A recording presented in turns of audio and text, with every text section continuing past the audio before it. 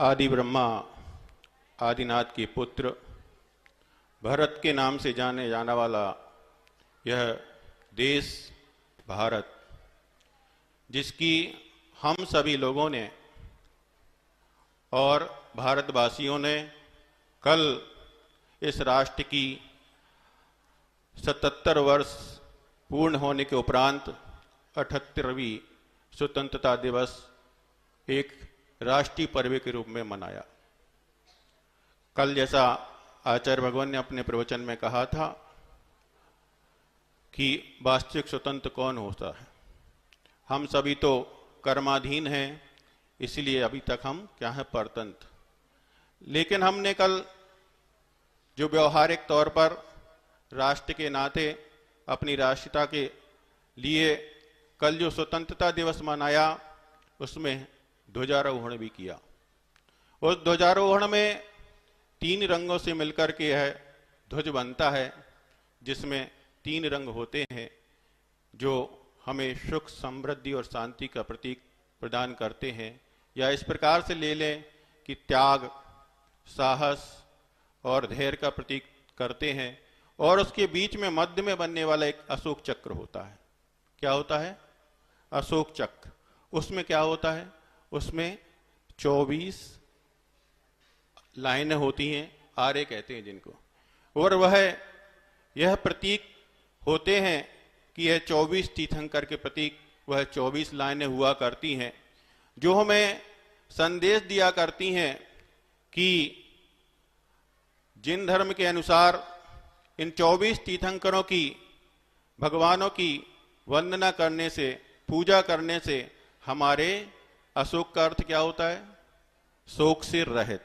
इन 24 तीर्थंकर भगवानों की, अरहंत प्रभु की भक्ति करने से हमारे सारे के सारे क्या हो जाते हैं? शोक नष्ट हो जाते हैं, दुख नष्ट हो जाते हैं। यहाँ पर जो भी धर्म प्रेमी बंधु बैठे हैं, उन सब के अंदर एक ही बात होती है। जब भी वो किसी दरबार में खड़े होते हैं, चाहे भगवान के समोसण में खड़े हों, चाहे गुरु के दरबार में खड़े हों, सबकी समस्या एक ही होती है कि हे भगवान, हमारे दुख दूर हो जाए। क्या हो जाए? दुख दूर हो जाए। और ये सारी की सारी फैकल्टी जो भी शोक है आदि आदि जो भी है, सब काय की फैकल्टी है? दुख की ही फैकल्टी है। हम सबका यही बार बार भाव होता है, गुरुदेव के चरणों में हो चाहे प्रभु के चरणों में, कि हमारा दुख दूर हो जाए, दुख दूर हो जाए। तो आचार्य कहते हैं कि उस दुख को दूर करना मतलब दुख यानी आपके असाता वेदनी कर्म का उदय। क्या? असाता वेदनी कर्म का उदय। और असाता वेदनी का विपरीत क्या है? साता वेदनी। जब आप दुख को दूर करना चाहते हो तो क्या करना पड़ेगा? साता वेदनी कर्म का उदय हमारा आए, इस प्रकार के परिणाम करने पड़ेंगे, इस प्रकार के कार्य करना पड़ेंगे। तो आचार्य उमा स्वामी जी महाराज ने उसके लिए एक तत्वार सूत्र के अंदर एक सूत्र दिया है। क्या दिया है? भूत वृत्ति अनुकंपादान सराग संयमादि योगा शांति शौच मिति सद्वेद्यस। क्या दिया? भूत वृत्ति अनुकंपादान सराग संयमादि योगा शांति शौच मिति सद्वेद्यस। तो इसमें भूत शब्द आया, भूत के प्रति अनुकंपा। भूत के प्रति अनुकंपा मतलब भूत शब्द का यहां अर्थ है प्राणी मात्र, जीवों के प्रति अनुकंपा का भाव। जीवों के प्रति अनुकंपा का भाव और योग्यता के अनुसार उत्तम मध्यम जघन्य पात्रों के प्रति दान का भाव। या फिर गुरु महाराज हैं, वो अपने शिष्यों के ऊपर उपकार करते हैं, दान का भाव रखते हैं। तो हम अपने दुख शोक को दूर करना चाहे तो हमें इस प्रकार के कार्य करना चाहिए। तो अब हम सबसे पहले देखते हैं कि किसने इस जग में सबसे ज्यादा अनुकंपा की है। अपन ने ना तीर्थंकर प्रभु का समोसण देखा, ना किसी को देखा, मगर अपन ने आचार्य भगवान चलते फिरते तीर्थंकर आचार्य परमेष्टि का समोसण जरूर देखा है, जिन्होंने प्राणी मात्र के कल्याण के लिए कार्य किए हैं। राष्ट्र जब आचार्य भगवान के चरणों में वर्तमान गृह मंत्री नितिन गडकरी जी उनके चरणों में आए तो उनकी काफी देर तक चर्चा हुई। तो उन्होंने गुरु जी से बहुत चर्चा की। तो उनने चर्चा के दौरान सारा का सारा विषय प्राणी मात्र के प्रति करुणा भाव रखते हुए और देश की आबादी में जो गरीब जनता है उसका कल्याण कैसे हो, उनको सन्मार्ग की प्राप्ति कैसे हो, इस प्रकार के भाव रखे।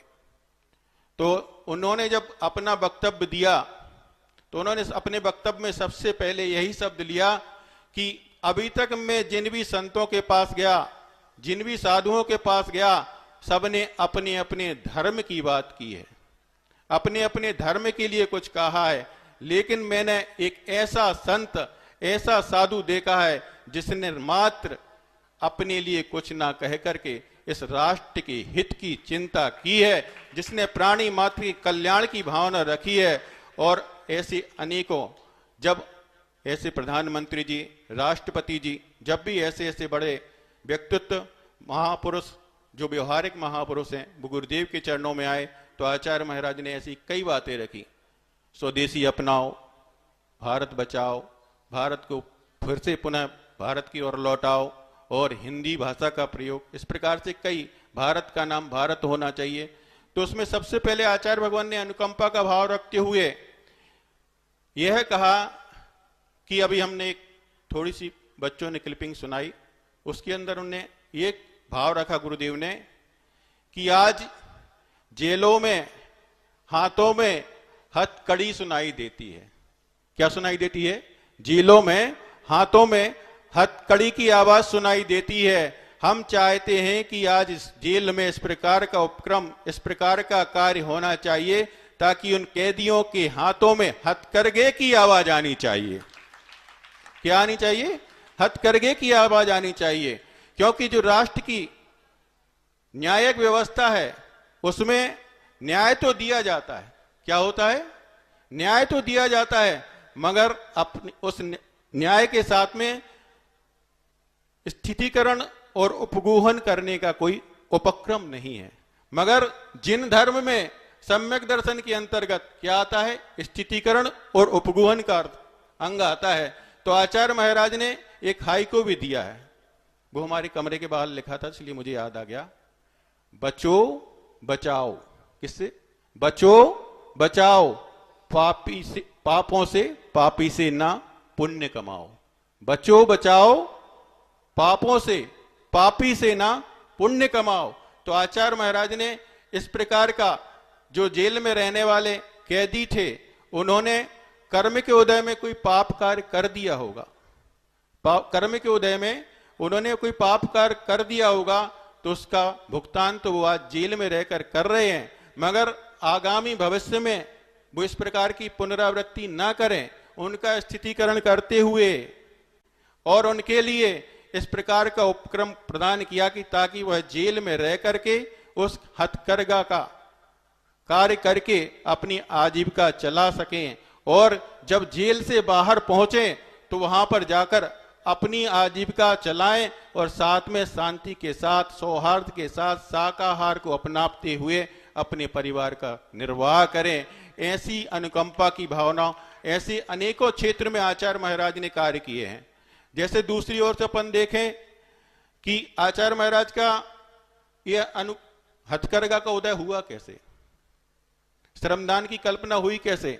वैसे तो ये आचार्य परमेष्ठी ज्ञान सागर जी महाराज का उपक्रम है, उन्होंने अपने व्याख्यान में कहा था, उन्होंने अपने उपदेश में कहा था, मगर वर्तमान में आचार्य महाराज को इस कार्य की उदीर्णा कराने के लिए क्या हुआ कि एक बार ऐसी घटना घटित हुई कि कोई चपरासी का एग्जाम या निकला, तो उसके लिए कई पोस्ट ग्रेजुएट अच्छे पढ़े पढ़े योग्य व्यक्तियों ने भी अपने फॉर्म डाले। क्या? और वो भी पोस्ट लगभग संख्या निश्चित थी, सैकड़ों की संख्या थी। उस परीक्षा में हजारों की संख्या में लोगों ने भाग लिया, और उसमें सारे के सारे अधिकांश व्यक्ति कौन थे? Post graduate.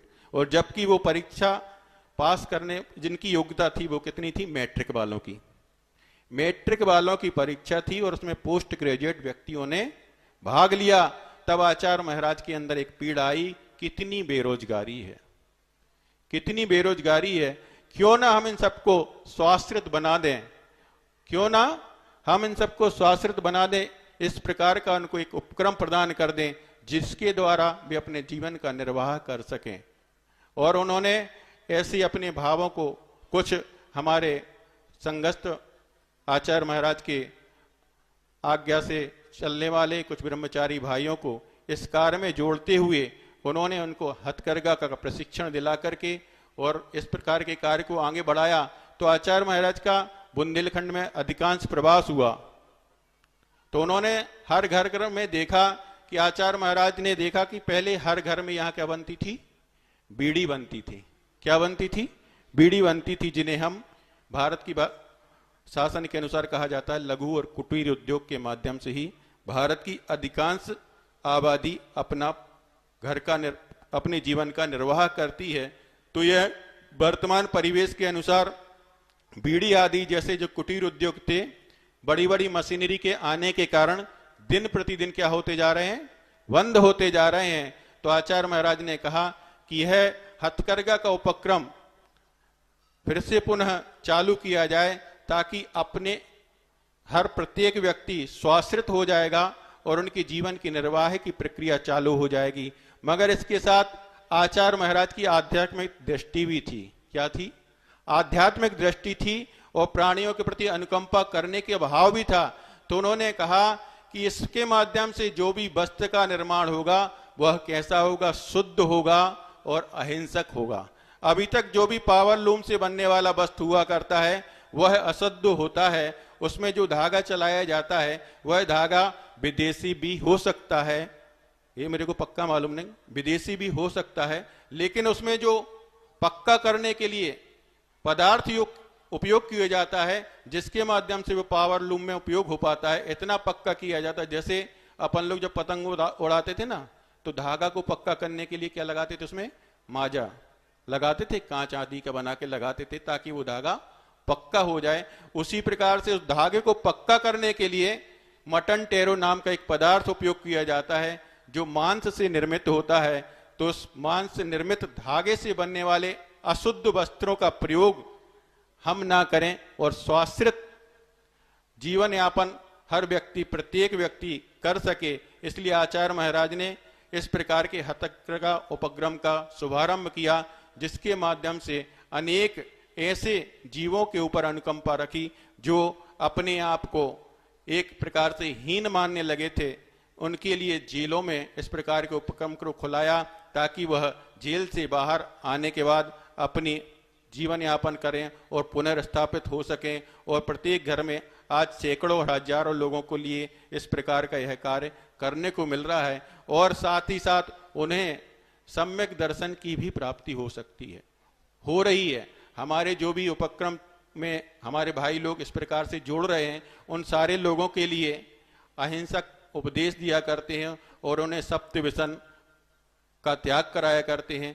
इस प्रकार से वह सम्यक दर्शन की ओर भी उन्हें ले जाया जा रहा है। तो अपन ये सोचें कि आप लोगों के अंदर एक विकल्प हुआ करता है कि यह जो वस्त्र है वह अन्य वस्त्रों की तुलना में काफी महंगा है। क्या है? वस्त्र अन्य वस्त्रों की तुलना में काफी महंगा है। अपन इस ओर दृष्टि रखें कि हमारा उन प्राणियों के प्रति अनुकंपा का भाव है जो जेल में रहकर हथकरघा चला रहे हैं। जो गरीब जनता थी वो अपने घरों में रहकर के हथकरघा चला रही है, तो हम उनके ऊपर, हमें वस्त्र तो मिल रहा है, ये प्रॉफिट है अपना, मगर हम उनके अनुकंपा के भाव के साथ दान के स्वरूप इन वस्त्रों का उपयोग करें, ताकि हम शुद्ध वस्त्रों का प्रयोग कर रहे हैं, अहिंसक वस्त्रों का प्रयोग कर रहे हैं। इससे हमारे सम्यक दर्शन की शुद्धि हो रही है। आचार्य श्री जी को कहते हैं सक्रिय सम्यक दर्शन। क्या कहते हैं? सक्रिय सम्यक दर्शन। इस प्रकार से हमारा सम्यक दर्शन सक्रिय हो रहा है। और दूसरी तरफ से यदि हम देखें, जैसे आप अनुष्ठान कर रहे हैं, आप पूजन कर रहे हैं, दान दे रहे हैं, तो आपको प्रतिष्ठाचार्य जी बार बार यही कह रहे होंगे कि हम जितनी शुद्धि रखेंगे उतनी विशुद्धि बढ़ेगी। क्या कह रहे होंगे? यही कह रहे होंगे ना, हम जितनी शुद्धि के साथ ये अनुष्ठान करेंगे उतनी विशुद्धि रहेगी। यदि आप वो मटन टेरो मांस युक्त पदार्थ से निर्मित वस्त्र को पहन करके इस प्रकार का अनुष्ठान करते तो आपके अंदर के परिणामों की निर्मलता देख लेना बंधुओं। और इन शुद्ध अहिंसक हथकरघा के वस्त्रों को पहनकर इस प्रकार के अनुष्ठान और दान के कार्य करके देख लेना कि आपकी विशुद्धि किस प्रकार से वृद्धिंगत होती है। और दूसरी ओर चलें तो दूसरा नंबर आता है दान का। किसका? दान का। दान के क्षेत्र में भी यदि संसार में सबसे बड़ा दानी है तो कौन है बताओ? अनेक भामाशाह हुए होंगे, सब हुए होंगे, मगर वर्तमान में सबसे बड़ा दानी चक्रवर्ती तो है नहीं। है क्या चक्रवर्ती? नहीं है। मगर यदि सबसे बड़ा दानी है तो आचार्य परमेष्टि ही संसार के सबसे बड़े दानी हैं। कैसे? उन्होंने अपने मनोभावना के अनुसार, अपने पद की गरिमा के अनुसार, मार्ग के अनुसार उन्होंने अनेक जीवों का इस प्रकार से कल्याण तो किया है, अनुकंपा के माध्यम से अनेक उपक्रम चला के, जैसे पूर्णायु है, भाग्योदय है, प्रतिभा स्थलीय, इस प्रकार से अनुकंपा का भाव तो रखा ही है। साथ में एक इन सबसे बड़ा कार्य जो उनका प्रमुख कार्य है वह किया है कि इतने इस संसार में जो भी अभी तक इस भारतवर्ष में विचरण कर रहे हैं साधु और संत, यदि उनको सन्मार्ग दिया है तो आचार्य परमेष्टि के माध्यम से मिला है।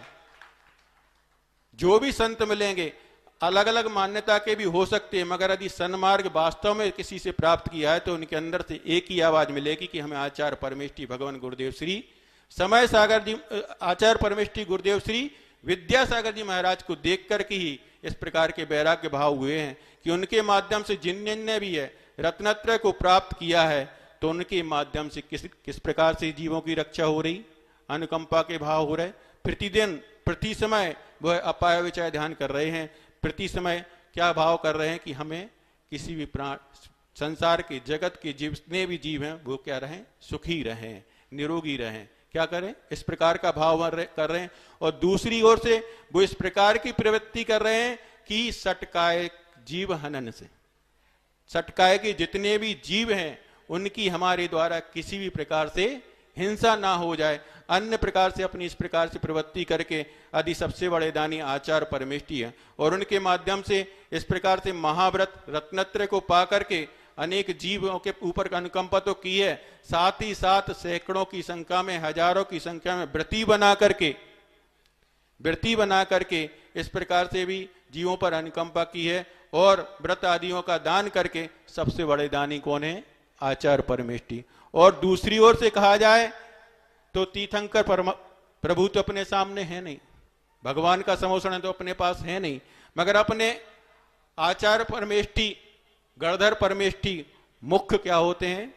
वक्ता होते हैं। उन्हीं के माध्यम से इन अनेक शिष्यों को ज्ञान दान दिया गया। ज्ञान दान को सबसे बड़ा दान कहा गया है। क्या कहा गया है? ज्ञान दान को सबसे बड़ा दान दिया गया है। बाकी जो भी आपके दान है वह कितने समय तक कार्यकारी होते हैं? एक भव तक। मगर ज्ञान दान का फल ऐसा है कि आगे की कई भवों तक कार्यकारी हुआ करता है। इस प्रकार से आचार्य भगवान की विशेष अनुकंपा और इस प्रकार की दान की प्रवृत्ति लोगों के अंदर आई। जैसे अभी आपके अंदर देखिएगा, आचार्य भगवान अधिकांश विचरण उन्होंने कहाँ किया? बुंदेलखंड में। बुंदेलखंड में भी कभी किसी शहर में नहीं रहे। क्या रहे? क्षेत्रों पे रहे।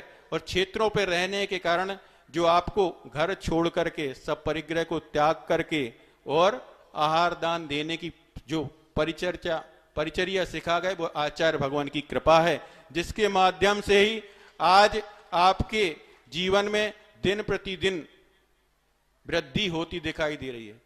एक हमने कहीं श्लोक पढ़ा था तो उसमें आया था ऐसा कि ब्याज से दुगना, अपन सब बनिए तो हैं ही, अपन व्यापारिक दृष्टि से सोचते हैं ब्याज पे धन लगाओ तो कितना होगा? दुगना, ठीक है।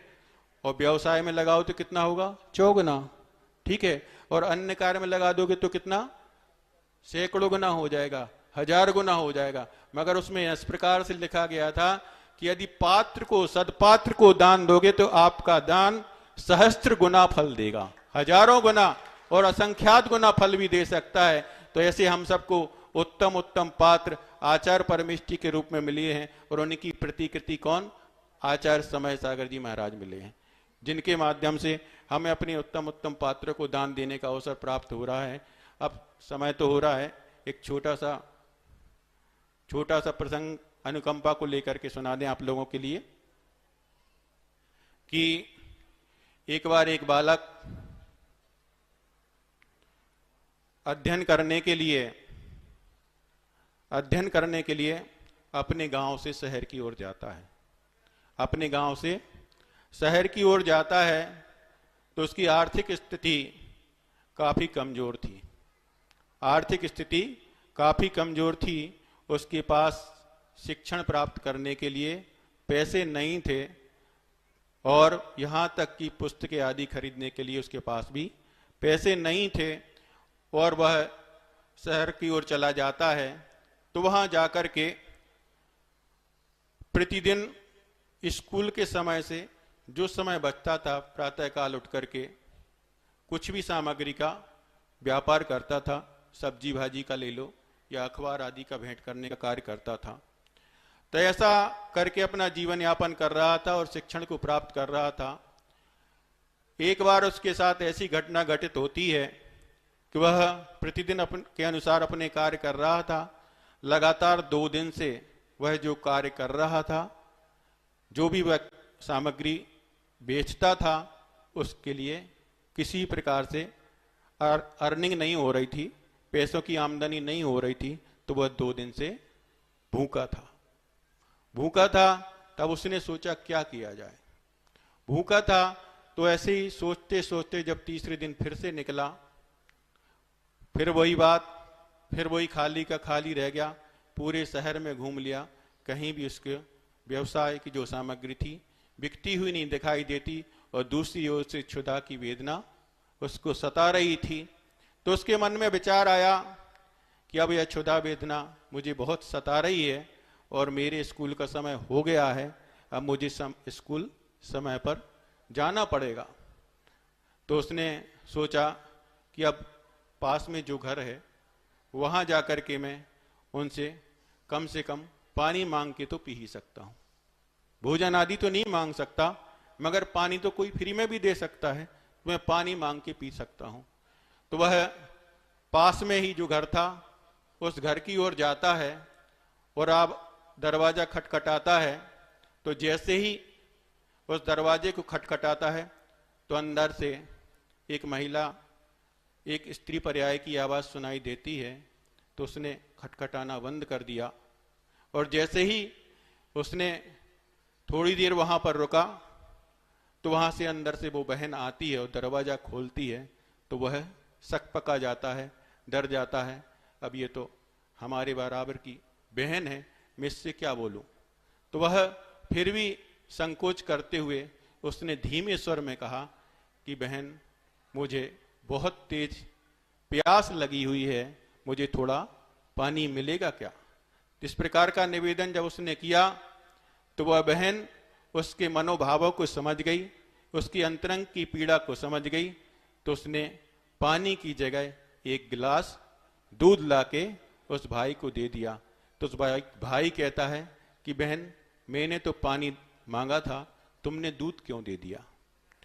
तो वो कहती है कि एक बहन ही भाई की पीड़ा को समझ सकती है, मैं थोड़ी ना निर्दयी हूं, मैं तो एक दयालु हूं।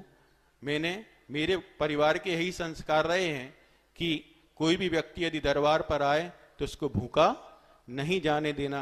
और अभी सुबह सुबह किसी प्रकार की तैयारी नहीं हुई है, मां कहा करती है कि दूध भी पूर्ण आहार हुआ करता है, तो इसलिए मैंने उसको आपके लिए यह एक गिलास दूध दे दिया है। तो उसने वह एक गिलास दूध पिया और जाते समय वह कहने लगा, बहन, इसके कितने पैसे देना है। तो उसने कहा कि हमारे यहां हमारी मां ने हमारे परिवार में इस प्रकार के संस्कार दिए गए हैं कि किसी से खाने पीने की वस्तुओं के पैसे नहीं लिए जाते हैं, यह हमारा अतिथि सत्कार माना जाता है। और वह वहां से चला जाता है, उसके अंदर बार बार विकल्प रहा करता है और समय गुजरता जाता है।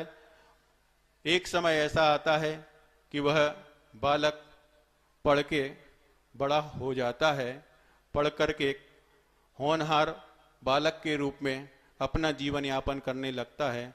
और अचानक से उस बहन की तबीयत खराब हो जाती है, स्वास्थ्य बिगड़ जाता है। तो उसका सारा इलाज होता रहा, नजदीक के जो क्षेत्र थे वहां पर उसका इलाज चलता रहा, मगर स्थानीय जो डॉक्टर थे उन्होंने मना कर दिया कि इसके कोई असाध्य बीमारी होने की संभावना है, इसलिए इसको बाहर ले जाया जाए। तो परिवार के लोग उसको बाहर इलाज कराने के लिए ले गए। बाहर इलाज कराने के लिए ले गए। जब उस बालिका के लिए वहां पर घोषित किया गया कि इसको असाध्य बीमारी होने की संभावना है, अभी भी अपने पास समय है कि इसको बचाया जा सकता है, तो उनके परिवार वालों ने डॉक्टरों से उसका एस्टीमेट जानना चाहा, तो लाखों की तादाद रुपए में उसका इलाज होने की संभावना थी। तो इस प्रकार से वो सारे के सारे परिवार वाले डर गए कि इतना सारा पैसा हम कहां से लाएं, इतना सारा पैसा कहां से लाएं। तो उन्होंने मना कर दिया। तो रिसेप्शन पर जो व्यक्ति बैठे थे, उन्होंने वह पर्चा, वह बिल किसके पास भेज दिया? वहां पर बैठे हुए जिन डॉक्टर का ट्रीटमेंट चल रहा था उनके पास भेज दिया। तो उन डॉक्टर ने उस पर्चे को देखकर, उस पर्चे पर लिखे हुए नाम को पढ़कर और उस व्यक्ति को याद किया, उस व्यक्ति को याद किया, तो उनको याद आ गया।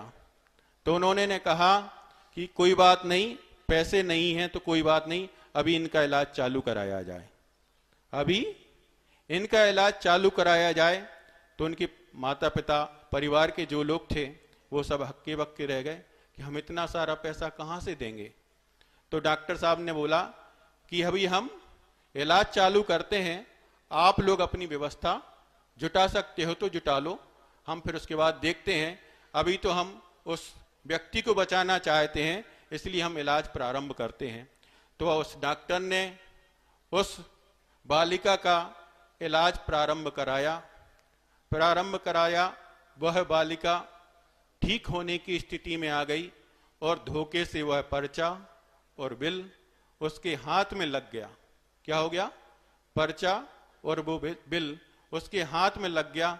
पढ़ती जा रही थी, कितना सारा पैसा हमारे इलाज में खर्च होता जा रहा है। वो अपने आप को अंदर अंदर गिलानी का भाव ला रही थी, बहुत दुखी हो रही थी कि मेरे माता पिता के पास इतना पैसा है नहीं, कहां से बहन करेंगे, अभी इलाज हो गया है तो कोई बात नहीं, मगर पैसे तो चुकाने पड़ेंगे। तो वह बिल पढ़ती जा रही थी।